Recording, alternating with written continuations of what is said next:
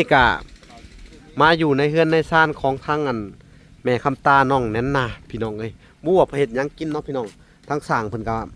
มาลงมือเฮ็ดห้องน้ำมื้อนี้อ๋อหินทรายเพิ่นเอามาครบเบิดแล้วพี่น้องเอ้ยนี่อ๋อท่อกะ6ท่อพี่น้องเอ้ยโอ้นี่คือเพิ่นขุดตะกี้สงสัยเป็นกระสวยระเบิดเก่าแล้วมั้งนี่ฮะแม่นนะจากกระทัดระเบิดไปจักเนาะโอ้แม่นได้นี่ระเบิดอะไรได้พี่น้องกันนี่ยังนะโอ้หนักหนักนักอะไรเล็กระเบิดวะนี่อ๋อตีชายนี่ได้เขายิงบ่ตกลงนี่เลยนี่ระเบิดพี่น้องมันเหมือนลูกมิ้นบ่นี่ฮะแตกแล้วบ่หรือว่าท่านแตกมึงดูโหตะยานแท้นี่ป๊อพี่น้องเอ้ยบางเทื่อทางในหันยังดีเลยทั้งดีมันโอ้เฮ็ดได้ต่อบัดนี่คือมันนักแท้นี่ฮะว่ามิ้นดูนี่แตกแล้วบ่จะเฮ็ดมันสิแตกใส่กันตายสิได้ต่อบัดนี่ย่านเลยไว้ก่อนเด้ออ๋อโธ่เฮ็ดหยังน่ะสวัสดีกำเตียวกำเตียวยักจีอ๋อกำมักพริกแม่นยักจิกยักจิกเพราะว่ามักพริกพี่น้องตัดผ้ามาอยู่ทางอันน้องนันนาสวัสดีน้องนันนาป้อบ่ได้พ่อกัน2-3 ทิศพี่น้องเอ้ยใหญ่เป็นสาวเลยเนาะป้อเอาของมาให้ข่อยบ่ฮะบ่ใช่เด้อลูกซื้อซอยโอ้ยขึ้นว่าเอามาให้ซื้อตายพี่น้องเอ้ยขึ้นว่าเอากล้วยมาให้มันเอามาให้ซื้อโอ้มันแม่นบ่แหละอันนี้ฮะเนาะเจ้าคิดว่าวีเท่าไหร่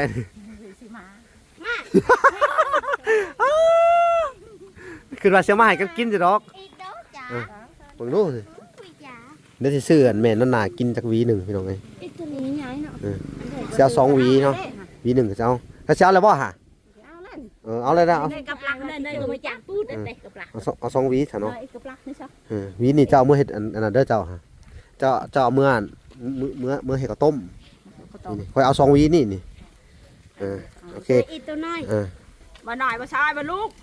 เอาได้แม่เลยจะสิเอาหยังน่ะข่อยซื้อแล้วนี่ซื้อแล้วเจ้าเอาวีนั่นวีนี่ข่อยสิเอาตัวนี้เอาแน่นหน้าวีน่ะมันมีท่องนะลูกผมมีท่องกระยาเอาลงแล้วบ่ฮะ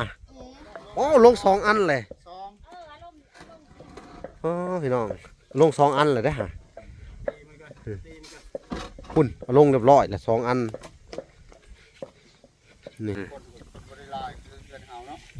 ได้ปลายคน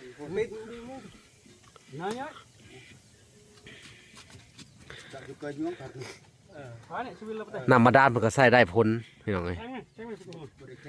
วันนี้อันนี้อีกนุ่งคำบุญเทืองพี่น้องเลยที่ว่าซอยในการจ้างสร้างเห็ดห้องน้ำเนาะแล้วก็เงินส่วนอีกส่วนหนึ่งกับทางเวลา2.5 ล้านเนาะเงินของทางเอลิซ่าเพิ่นพี่น้องเลยที่เหลือจากเห็ดเฮือนอาณา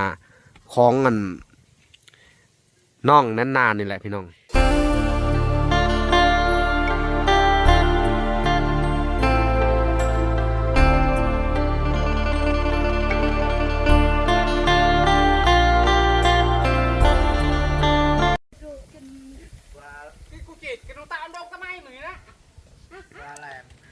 โอเคพี่น้องเลยเนาะ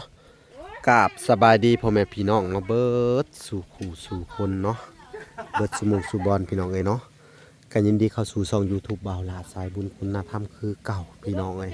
เส้นเก่าเส้นเคยพี่น้องเลยทักทายสบายดี FC ทางฝั่งไทยและ FC ทางฝั่งลาวและ FC ทางต่างประเทศนำเด้อพี่น้องเลยเนาะที่รับชมบ่าวลาอยู่มื้อนี้กะมาอยู่ในเฮือนในซ่านของทางอันแม่คำตาน้องแน่นนาพี่น้องเอ้ยบ่ว่าเฮ็ดหยังกินเนาะพี่น้องทั้งสร้างเพิ่นก็มาลงมือเฮ็ดห้องน้ำมื้อนี้หินทรายเพิ่นเอามาครบเบิดแล้วพี่น้องเอ้ยนี่ท่อกะ6ท่อพี่น้องเอ้ยโอ้นี่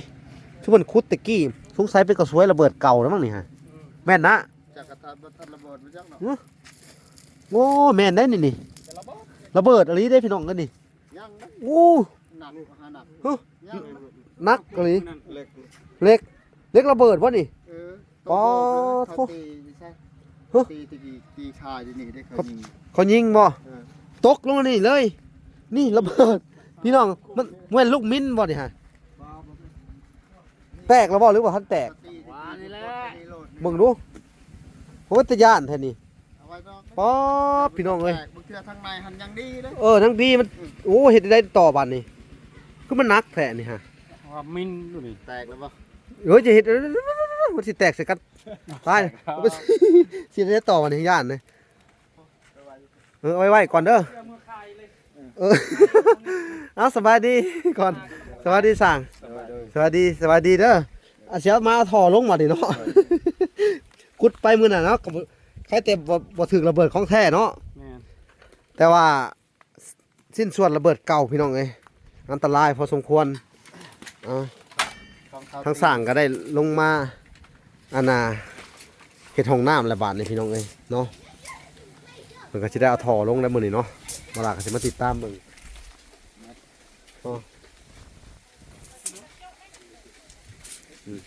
เดี๋ยวเฮาสิไปหาเบิ่งเจ้าของเฮือนก่อน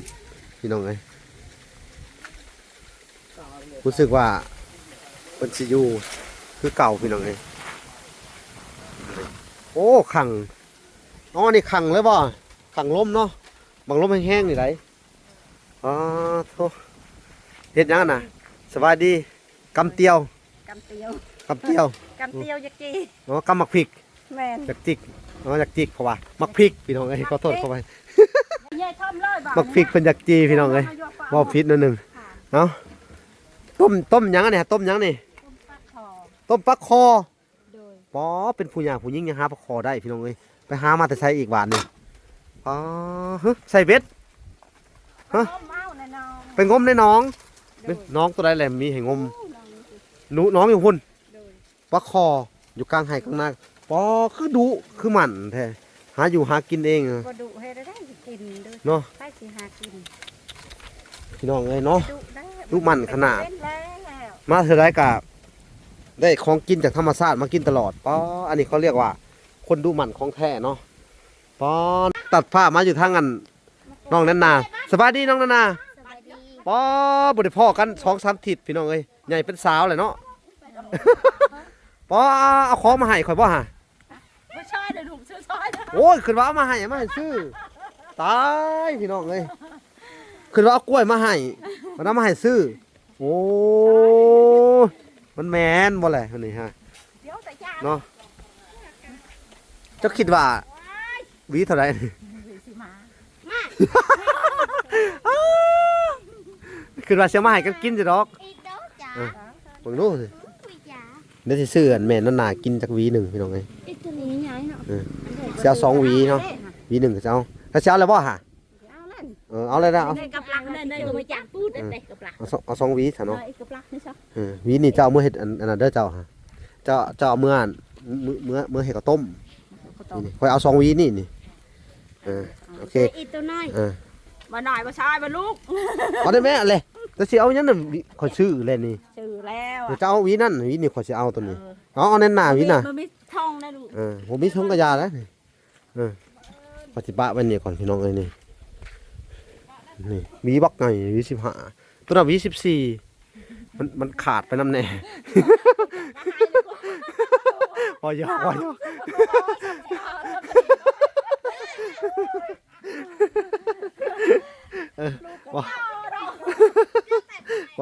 ยอก14เนาะเฮ้ย15แล้วว่ายอกก็ซื้อคือว่าเอามาให้ได้แรกๆหิวมาตั้งไกลเนาะ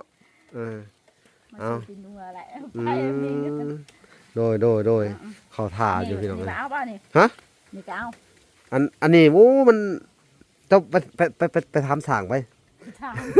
เจ้าก็ชื่อให้ช้างเจ้า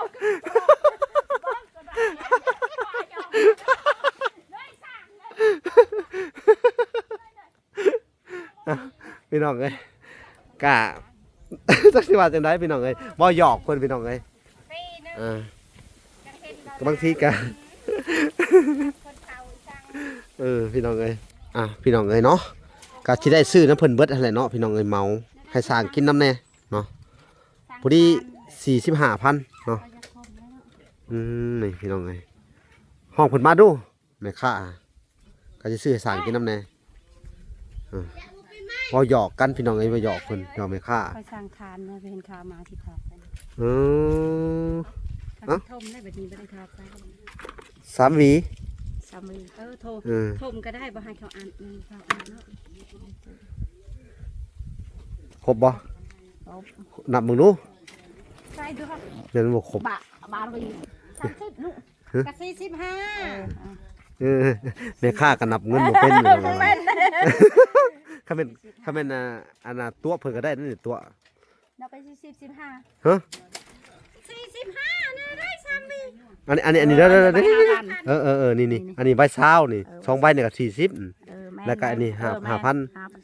แม่นั่นนี่5,000 แล้วก็3หวีเท่าไหร่ฮะ 3วี30วี15เนาะ ก็ดีแหละครับเอาซะเอามา ประมาณเนาะ40แม่ 3หวี30 3วีพี่น้องเอ้ย 3วีกับ30อันนี้4วี3วีเลยเนาะ3หวี แม่ลือ เออพี่น้องเอ้ยเขาบอกแล้วอ่ะลอกใจแม่ค้าเพิ่นบ่ ผมเป็นหนังสืออีหลีพี่น้องเอ้ย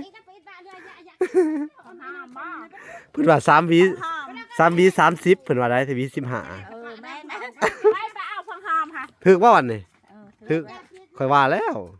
เจะต้องงงก็ให้ว่าสิเนาะอันนี้หวี15เนาะมันก็45,000แต่ว่า3หวีก็30ข้อยลืมเอาคืนมาจาก10,000 15,000คนลืมมาคืนมา เอาโอเคสิเมื่อแล้วบ่บัดนี้สิเอายังมาขายอีกบัดนี้ บ่ได้ขายหยังนี่สิขายกล้วยยังเบื่อนะ ยังอีก โดย กล้วยหลายบ่กล้วยเฮาเนี่ยปลูกหลายบ่อืม 30กกเนี่ยนะ โอ้เนาะ ปลาดาวปลาไก่อีดาบัดก็ นี่พี่น้องเอ้ย ปักแล้วแก้ปะ อันนี้สิแกงปลาบ่บัดนี้ทางนี้ให้ จะ เป็น ไป เมื่อ พักให้เด้อลูก โอ้ยโชคดีเมื่ออ้าวพี่น้องเอ้ยสิแกงปลาบาดนี่สิเฮ็ดอันนี้ป่นปลาโอ้มันในปลาอย่างนี้ป่นเนาะพี่น้องเอ้ยนี่ตำอยู่โปกเป็นตาแซ่บนะเพิ่นอยู่ดอกพี่น้องเอ้ยบ่ได้พ่อดนเติบแหละอยู่ดีมีแห้งเนาะ โดย หาอยู่หากินแต่ละมื้อไปหากินหยังอันนี้ฮะ มื้อนั้นก็กินกบ ไปหาขุดกบ พุดเขียด ขุดเขียดขุดง่ายว่าแถวนี้ พอได้กินอยู่ค่ะ อ๋อ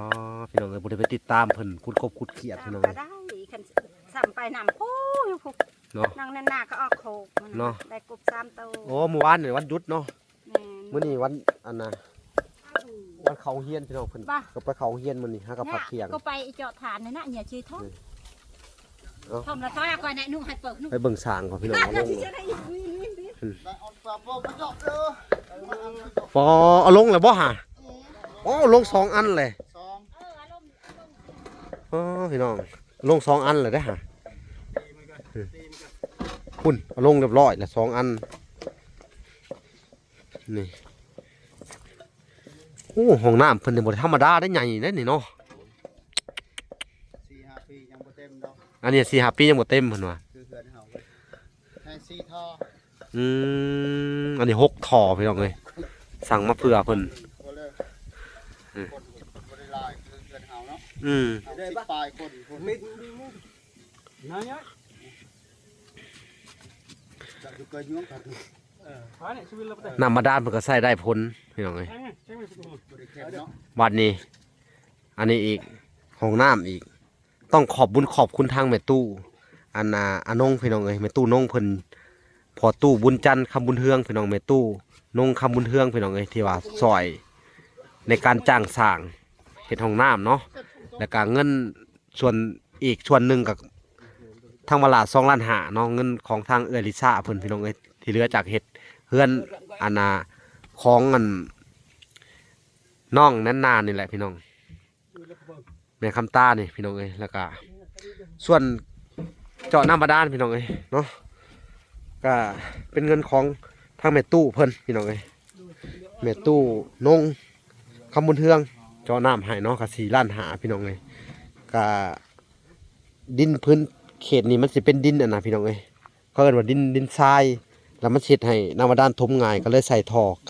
กันทรายไว้พี่น้องเอ้ยก็สิถึกอยู่ประมาณ4ท่อเนาะ4ท่อเนาะพี่น้องเอ้ยนี่ทางนี้ก็ลงมือนั่นแหละพี่น้องเอ้ยเอาท่อใส่เรียบร้อยแล้วพี่น้องเอ้ย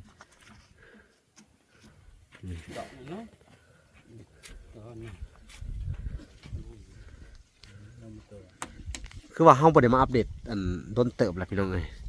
ทางในกับให้หน้าตากาเขาก็แล้วน้ำมันเลยพี่น้องบรรยากาศยามแล้งแบบเต็มเลยพี่น้องเอ้ยพ้นผ้าก็เริ่มเบิดเลยพี่น้องเอ้ยช่วงนี้ผมบ่ได้ตกภายใน2 อาทิตย์เลยเนาะอากาศก็แห้งต่อเพื่องก็เริ่มแห้งเลยพี่น้องช่วงนี้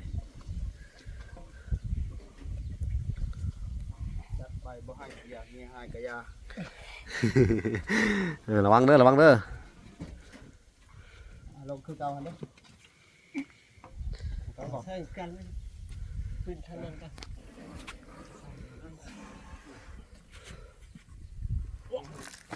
เด้อประตูที่คือตัว ระวังทุบ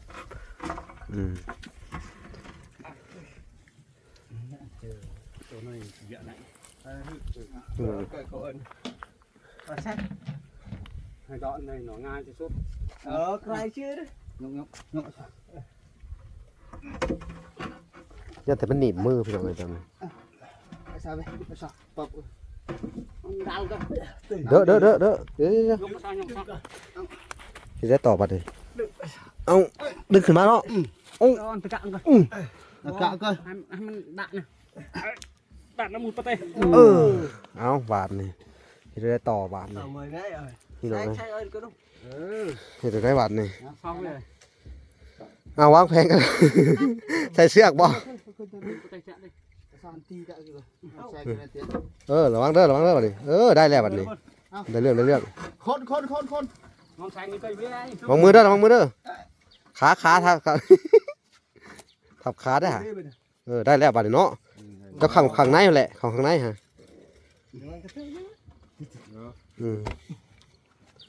เสียงเอาดันเดี๋ยวไปเลย ดันยังหน่อยนึงเยี่ยมยังหน่อยนึง ขักเลย แก้ม นี่สบายแล้ว นี่พี่น้อง บอลอ่าง มันกระแดดหน่อยเดี๋ยวจะเข้าห่มหน่อยหนึ่งพี่น้องเลยนี่6 ท่อเนาะถือว่าใหญ่พอสมควรของน้ำนี่เนาะ6 ท่อ จับนี่เลย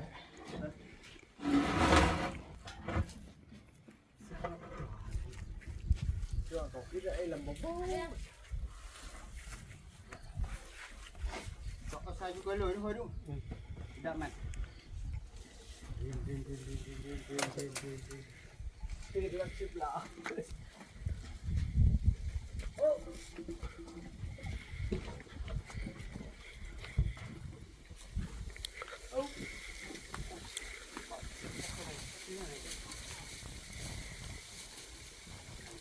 อุ่นน้องแน่นหนาพี่น้องเลยสูบน้ำสบายเลยเป็นน่ะ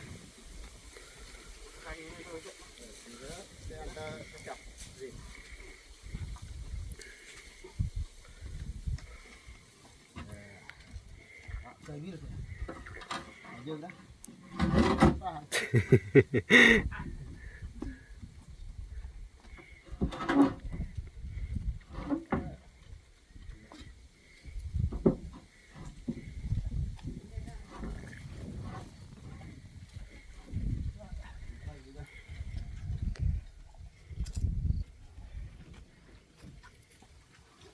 ตากระนองนุ่ม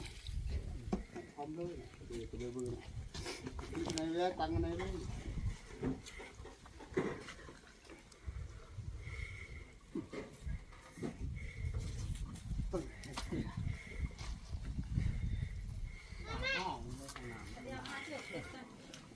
3 เมตร 2 เมตร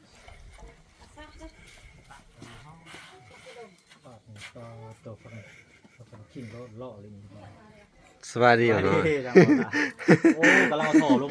เนาะ น้อยแม่นแล้วกำลังถอลงบ่น้อยตาโธ่เหลือถอสุดท้ายนี่พี่น้องเอ้ย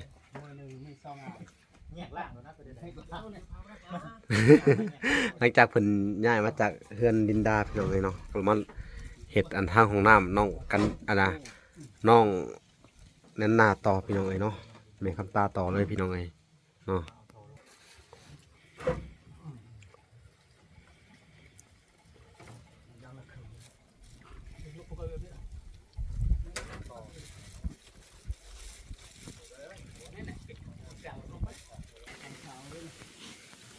ตัดภาพมาอยู่ทางอัน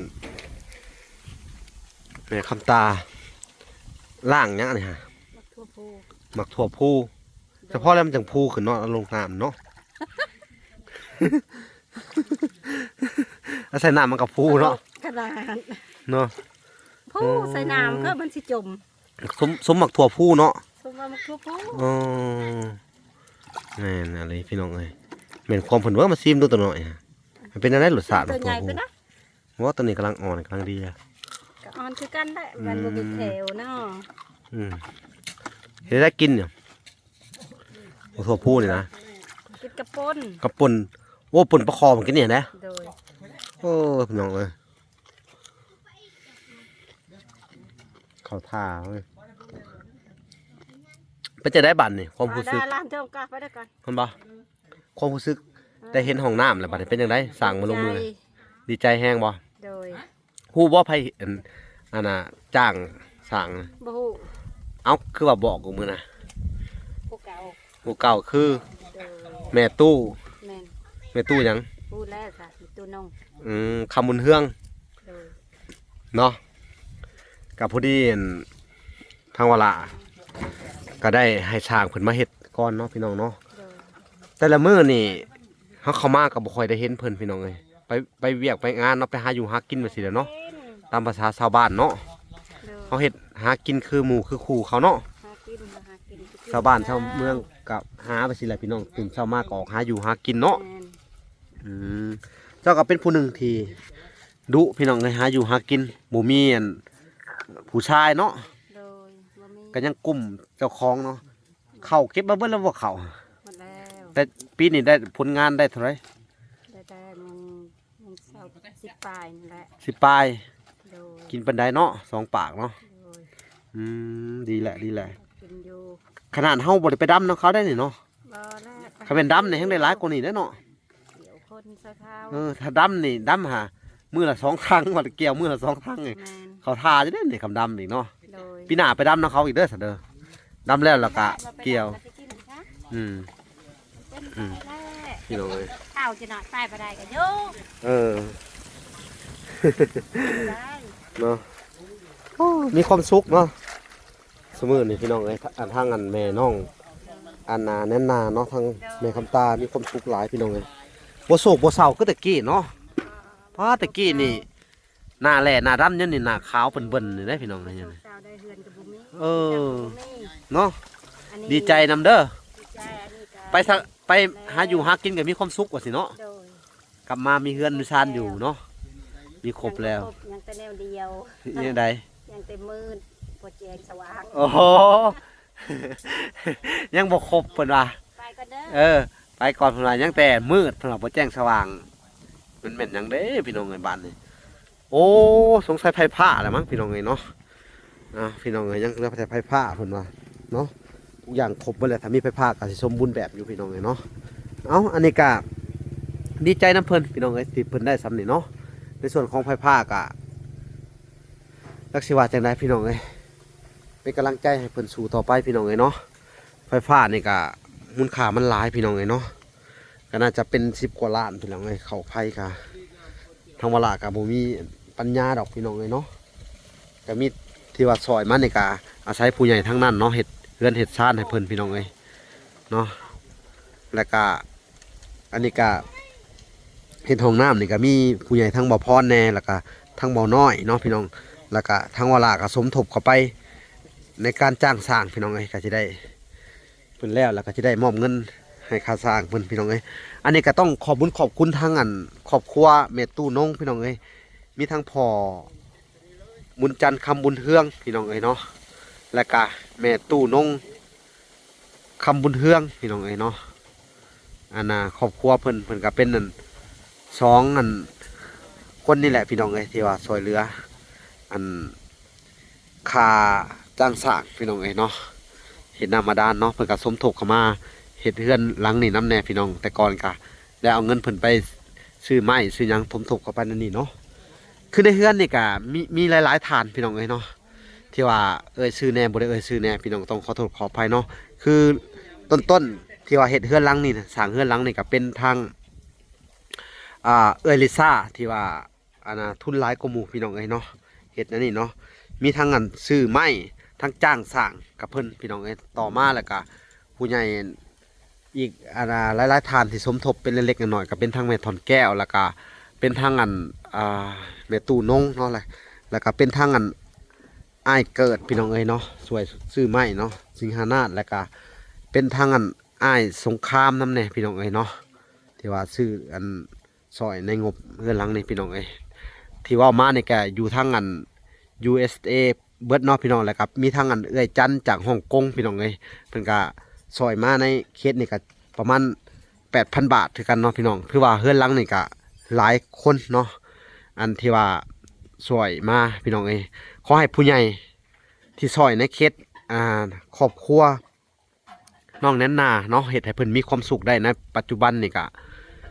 ต้องขอบบุญขอบคุณเนาะทุกท่านที่ว่ายื่นมือเข้ามาช่วยเนาะขอให้ผู้ใหญ่ใจดีทุกท่านที่เวลาซื้อมานี่เนาะขอให้เพิ่นมีแต่ความสุขความเจริญเด้อความเจ็บอย่าได้ความไข้อย่ามีเนาะหายเจ็บหายไข้หายพยาธิโรคาเนาะขอให้สิ่งศักดิ์สิทธิ์ทั้งหลายทั้งปวงในโลกเฮานี่เนาะพี่น้องเอ้ยไปดูแลคุ้มครองรักษาเพิ่นเนาะให้เพิ่นมีแต่ความสุขความเจริญนะเจริญในหน้าที่การงานเจริญในศีลในธรรมเนาะบุญรักษาเทวดาคุ้มครองเนาะให้มีแต่เงินทองหลั่งไหลเข้ามาใช้จ่ายบ่เบิดจักเทื่อพี่น้องเอ้ยทานไปแล้วก็ได้ไหลขึ้นมาคือเก่าทานมื้อเช้าไหลเข้ามื้อแรงเด้อพ่อๆแม่ๆเอ้ยๆอ้ายๆทั้งหลายพี่น้องเอ้ยเนาะที่ซอยมาในเคสนี้เนาะทางวลาก็ดีมกดีใจหลายพี่น้องเอ้ยมื้อนี้ก็มาติดตามเบิ่งเนาะทางครอบครัวของอัน